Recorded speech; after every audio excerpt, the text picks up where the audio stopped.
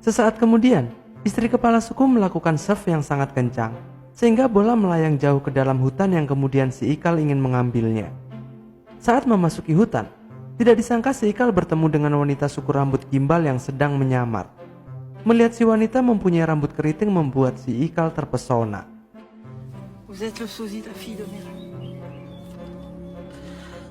Sesaat kemudian kepala suku bersama si Pirang dan beberapa anggota telah datang.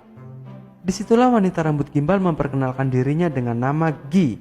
Namun suku rambut bersih tidak bisa mengucapkannya sehingga mereka terus mencoba mengucapkan kata Gi.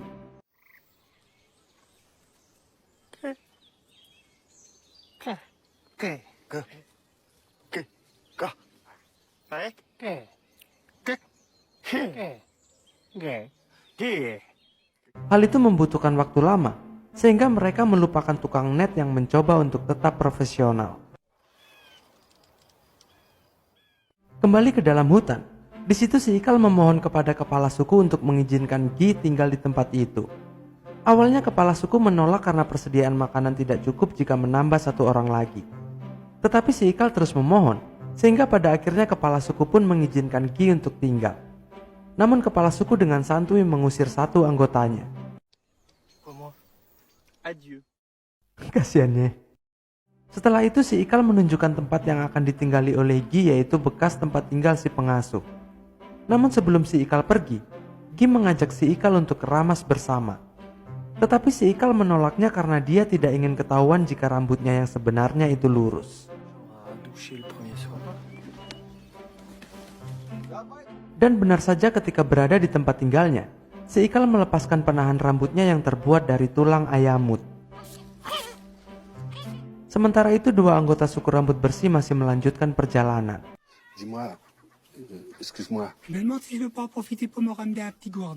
Keesokan harinya, si Pirang dan si Ikal kembali membolos, namun kali ini Gi juga ikut. Di situ Gi sempat menanyakan tentang sampo yang membuat si Pirang terkejut. Tetapi obrolan tidak berlanjut karena kepala suku menemukan tempat bolosnya mereka. Pada akhirnya kali ini si Pirang dan si Ikal harus ikut berburu dan diikuti oleh Gi. Sementara itu sang dukun kembali membunuh yang kali ini korbannya adalah seorang pria penggali fosil. Ketika sudah hampir malam, si penjaga kembali berkeliling untuk memberitahukan bahwa hari sudah mulai gelap. Saat memasuki tempat tinggal pria penggali, si penjaga melihat seseorang berlari yang kemudian dia mendapati pria penggali telah tewas. Namun dia tidak bisa segera melaporkan kepada kepala suku karena malam telah tiba. Keesokan harinya si penjaga segera melaporkannya kepada kepala suku. Mendengar itu, kepala suku bersama yang lainnya segera menuju ke TKP dan terlihat sang dukun sudah berada di tempat itu. Di situ terlihat mulut dan hidung korban juga dijahit. Setelah melihat itu, kepala suku memerintahkan si Pirang dan si Ikal untuk mencari pelakunya. Dengan imbalan akan membebaskan si Pirang dan si Ikal dari tugas berburu selama seumur hidup ditambah beberapa hari. Beberapa saat kemudian, si Pirang dan si Ikal menangkap sang dukun lalu meminta sang dukun untuk mengaku. Namun ternyata adegan itu hanyalah latihan yang sedang diajarkan oleh sang dukun kepada mereka. Setelah mendapatkan pelatihan, si Pirang bersama si Ikal dan Gi mulai menjalankan misi mereka dengan berperan seperti detektif. Pertama mereka mengunjungi rumah si penjaga yang belnya adalah seekor anjing mut. Di situ si Pirang meminta si penjaga untuk menceritakan apa saja yang dia lihat saat berada di rumah korban. Si penjaga mengatakan bahwa ada seseorang yang melarikan diri, namun dia tidak melihat wajahnya melainkan hanya melihat punggungnya saja.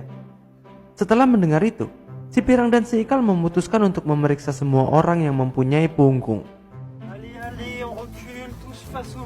Sesaat kemudian si Ikal mengumpulkan beberapa orang, yang kemudian si Pirang meminta si penjaga untuk melihat punggung orang-orang itu. Tetapi si penjaga tidak ingin si pelaku mengenalinya, sehingga si Pirang meminta si penjaga untuk melihat dari balik batu. Ketika si Pirang mulai bertanya yang mana tersangkanya, si penjaga menjawab bahwa semua batunya mirip. Pada akhirnya pengecekan dibatalkan dan mereka tidak menemukan pelakunya di antara orang-orang itu. Terima kasih sudah menonton. Jangan lupa subscribe, like, dan komen ya.